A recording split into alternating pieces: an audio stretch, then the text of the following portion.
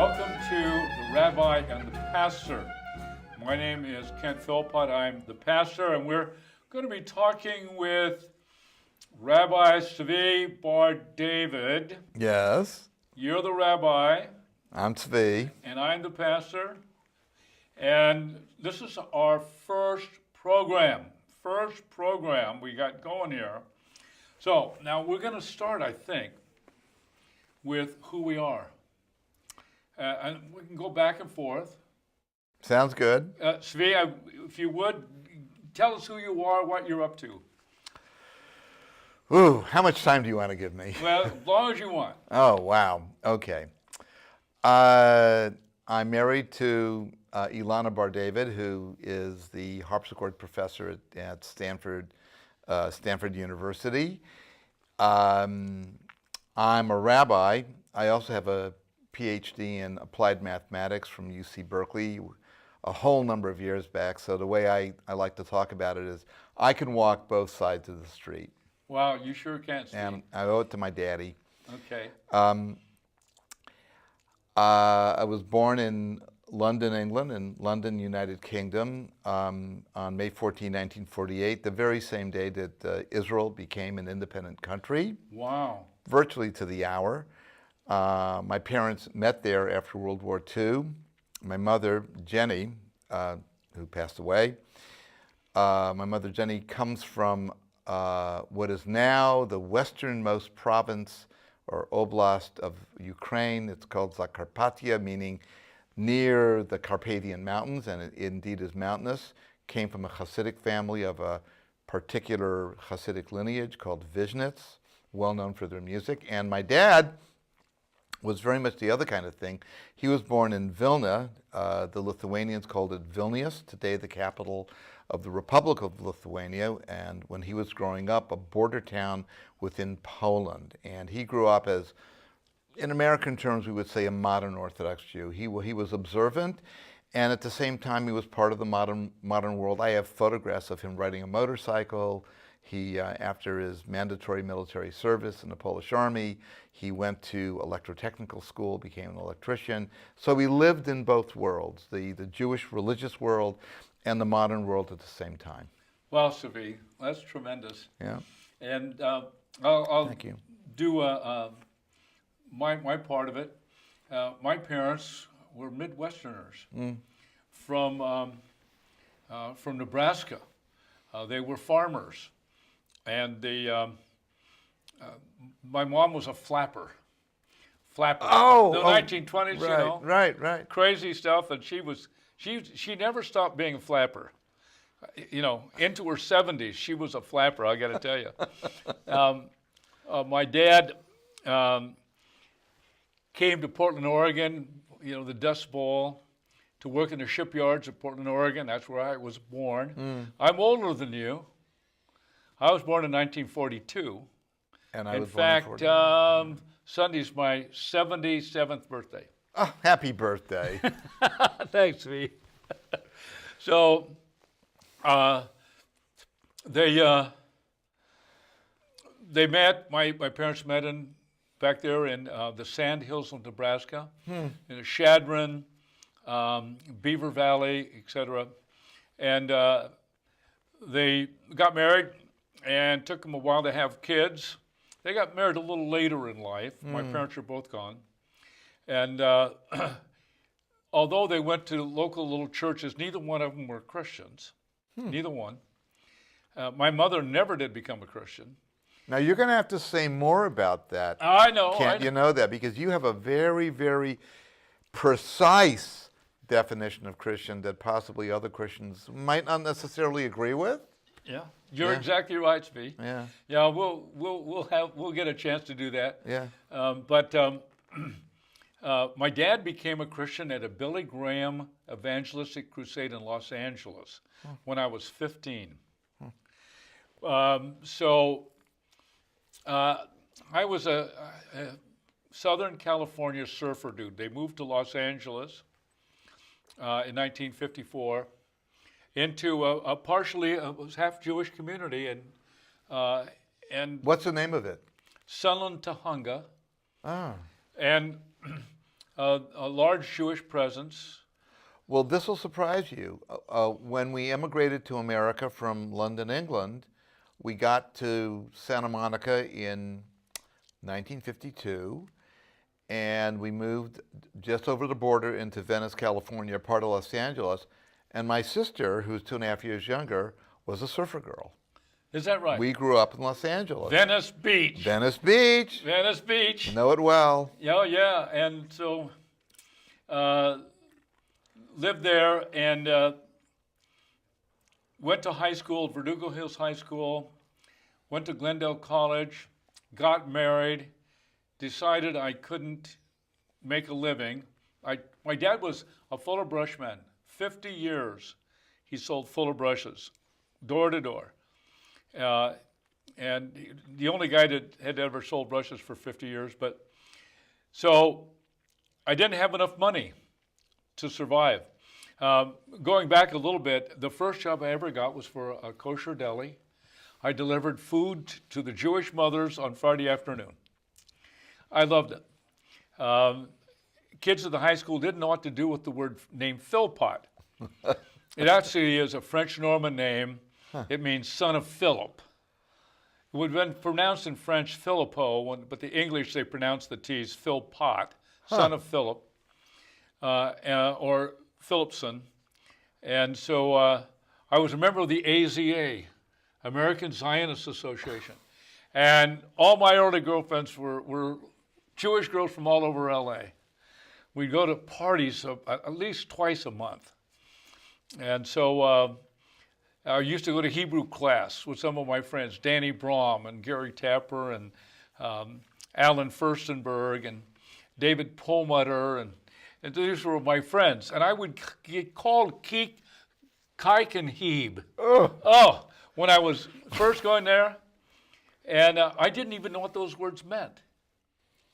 I grew up in a black and white neighborhood in Portland, and we moved to LA. Suddenly, I'm a Heb and a Kike. You know, and I didn't know. It was a long time before what are you talking about? And so I've always, for a long time, identified with Jewish people because that's, you know. I get it. Yeah. Yeah.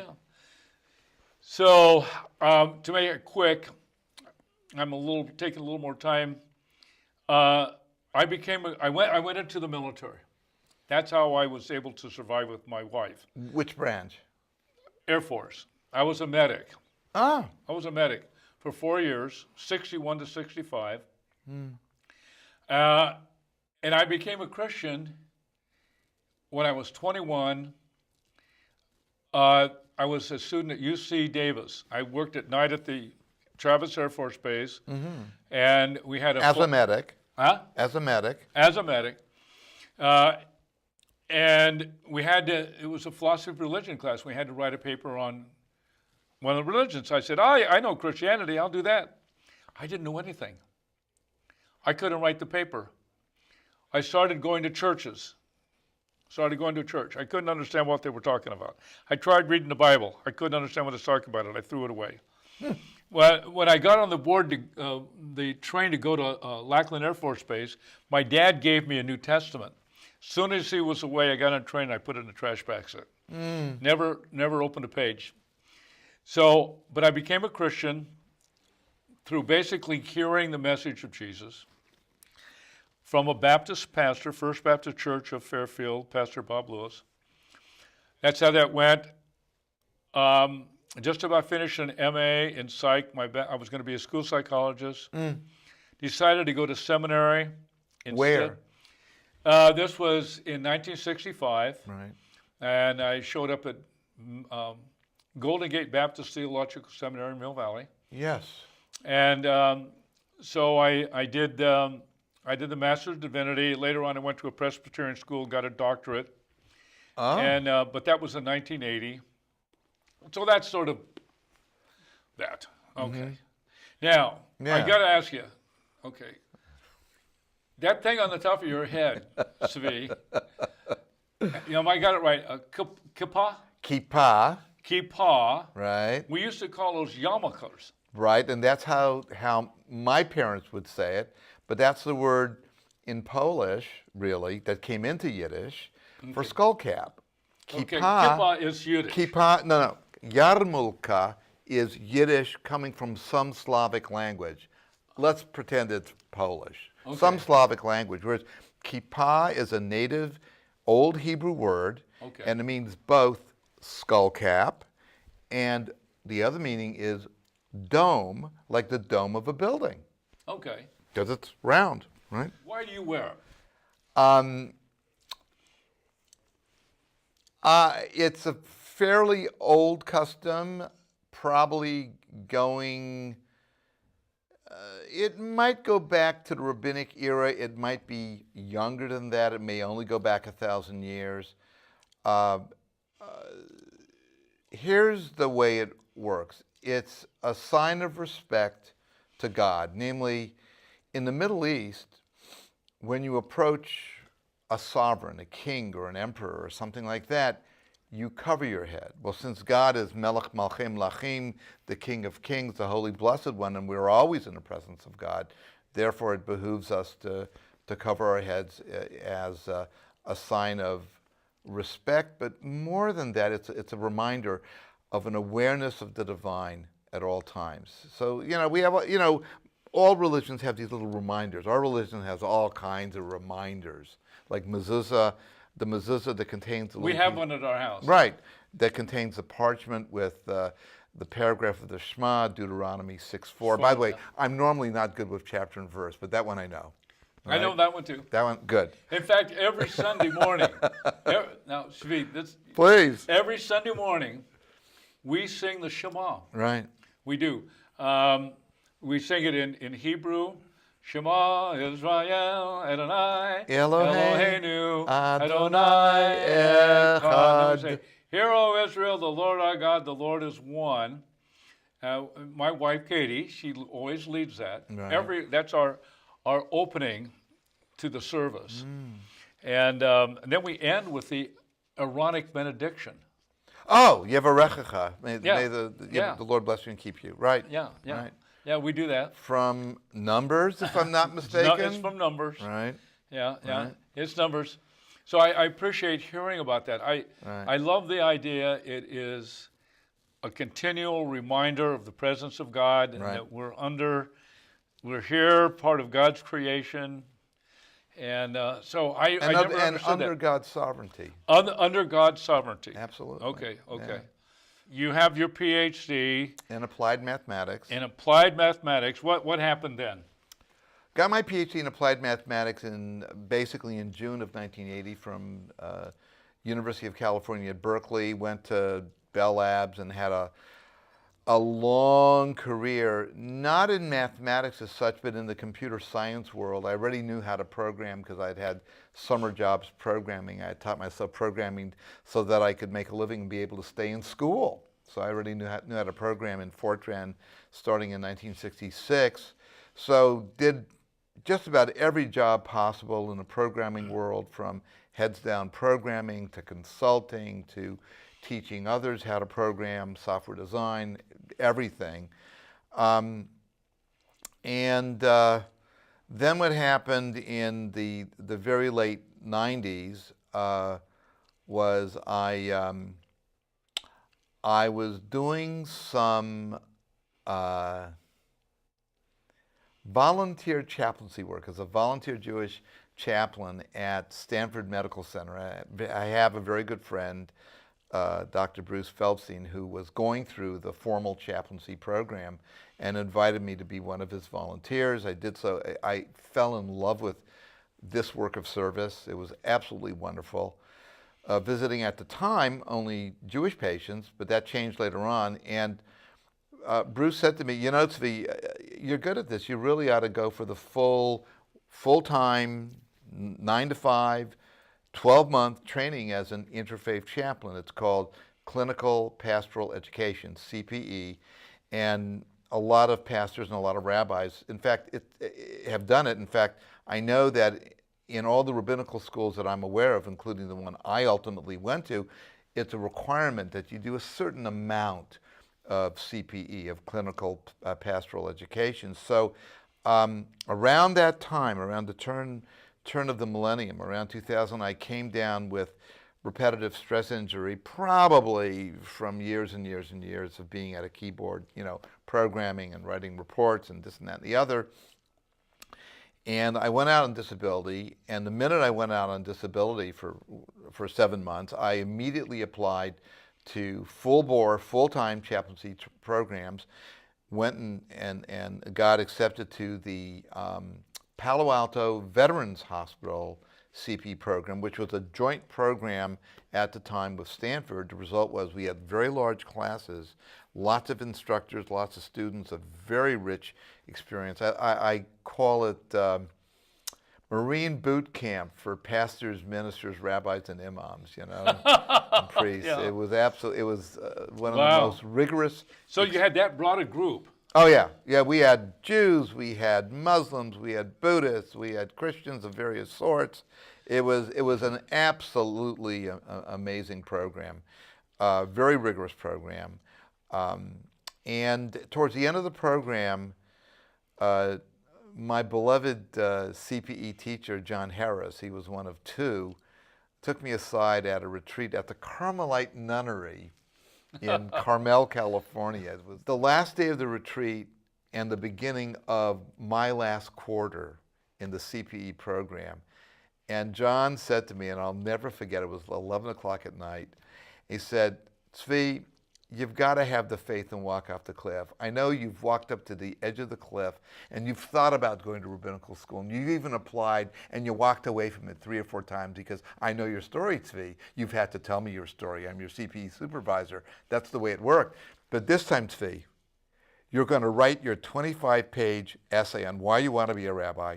You're going to send it to the rabbinical school of your choice and you're going to CC me a copy."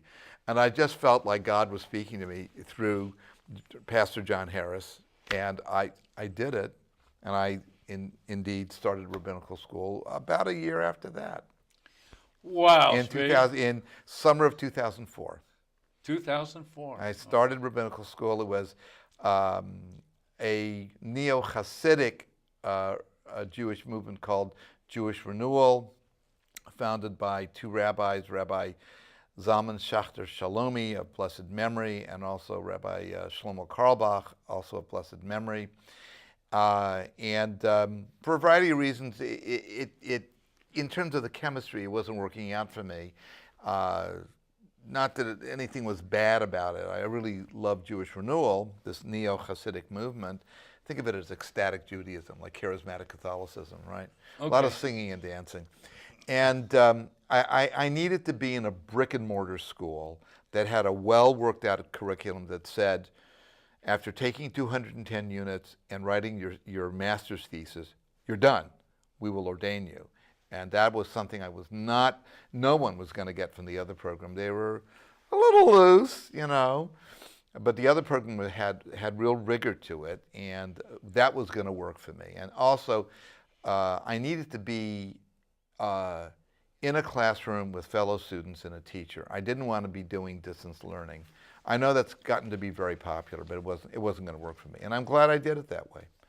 And so by June of 2008, I was ordained as a rabbi, and my mother at the age of, 88, came to my ordination. I have to remember, her dad was a Hasidic rabbi.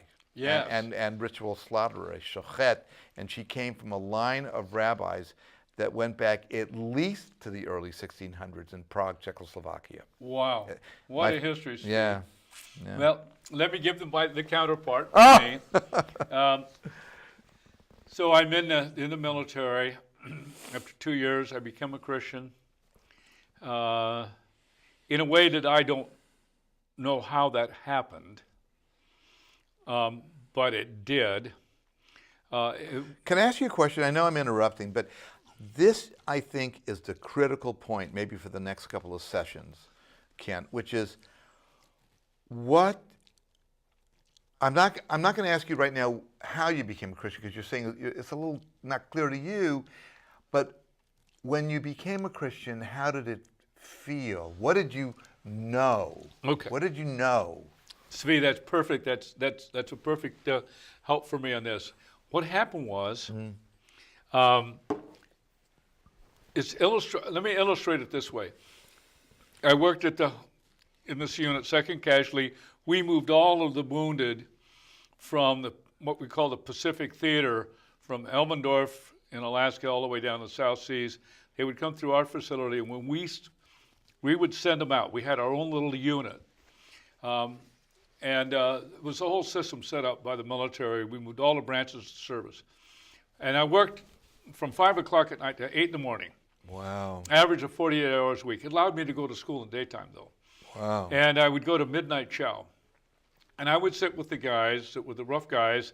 We were stealing the food out of the back. We'd drive our cars up to the back, unload. Over at this other table was Vern Hogue and Don Etheridge, and they were surgery techs. They were the high class, and they were the Christians. And how do you know they were Christians? I knew. I was told they were Christians, and we didn't hang with them. Oh. And so you weren't a Christian yet. Is that what you're saying? I was not a Christian yet. Yeah. Okay.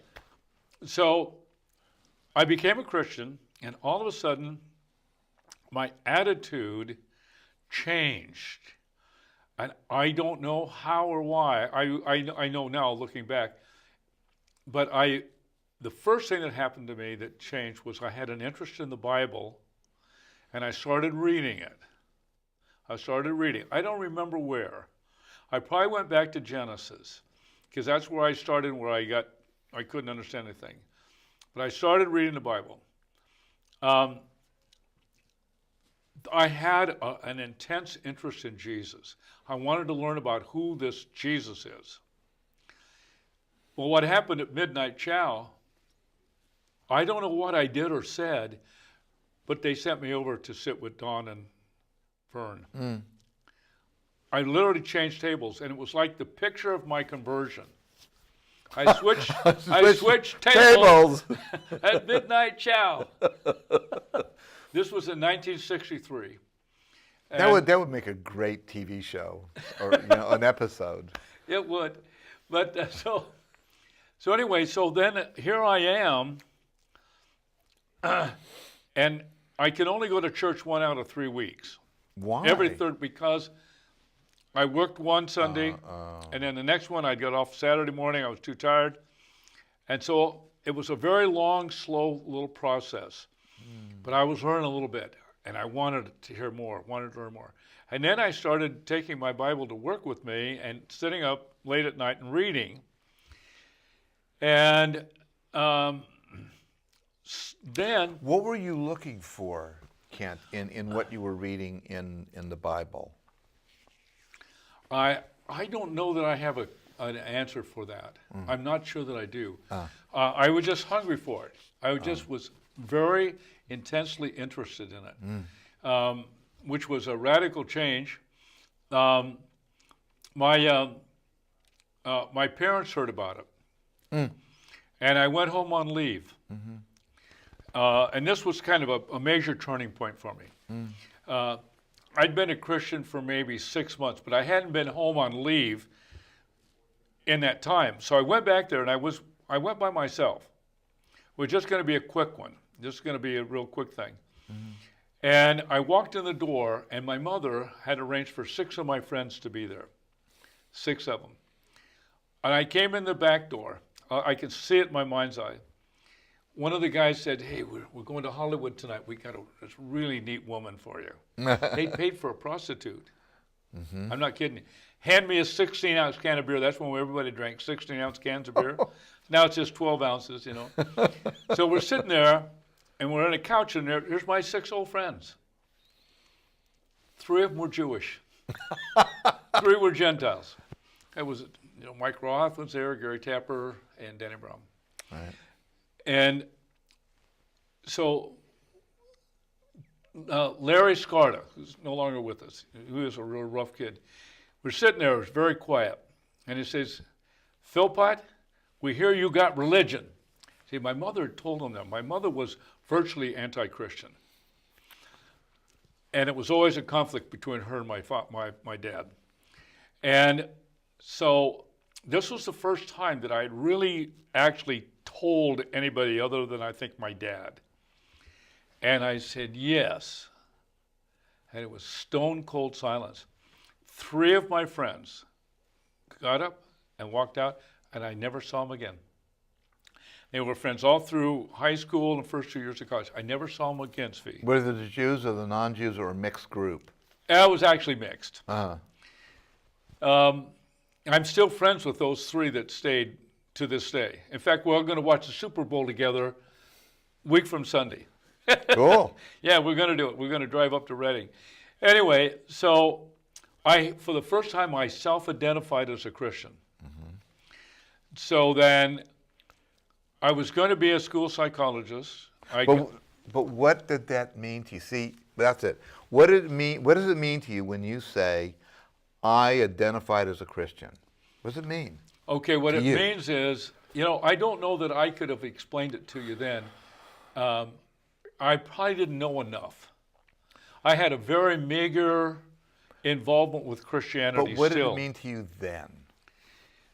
It meant that I just identified with Jesus. No longer was I going to think badly of Christians and avoid all that stuff, but I was simply attracted to it. I didn't understand theology. I didn't know much of any theology at all. I don't think I'd memorized a Bible verse by that time. It was just a slow kind of thing. It's like you're born again. You start as a little infant and you grow up. That's the way the Greek Bible looks at it. You grow up. But I was going to be a school psychologist. I want to get this one thing, so I can get up with you, Tsvi, where you were with the next program. So I was just graduating an MA in Psych. I was finished my coursework. I was doing supervised counseling. All of a sudden, I realized I don't have time to finish this degree. I went to Golden Gate Baptist Theological Seminary. I was there for about a year. I started pastoring a little country church. In 1967, I got involved in the Jesus People movement. God called me to go to the hippies in San Francisco. I was a wannabe beatnik at the time. Sunset Strip, Pandora's Box, Cosmo Alley. I was a Jack Kerouac guy on the road. And so started working with the hippies in 1967. Okay, I know we got to quit. We got to quit this, Tsvi. We got to save it for the next session. Okay, we have a way of closing the program. Right. And it should be fairly simple. I think so. Okay, I just got to get the right pronunciation. Shalom. How do you say it? Shalom. Shalom. Okay, here we go. May the peace of God be with you. Shalom. Praise God from whom all blessings flow. Praise Him, all creatures here below. Praise Him above you.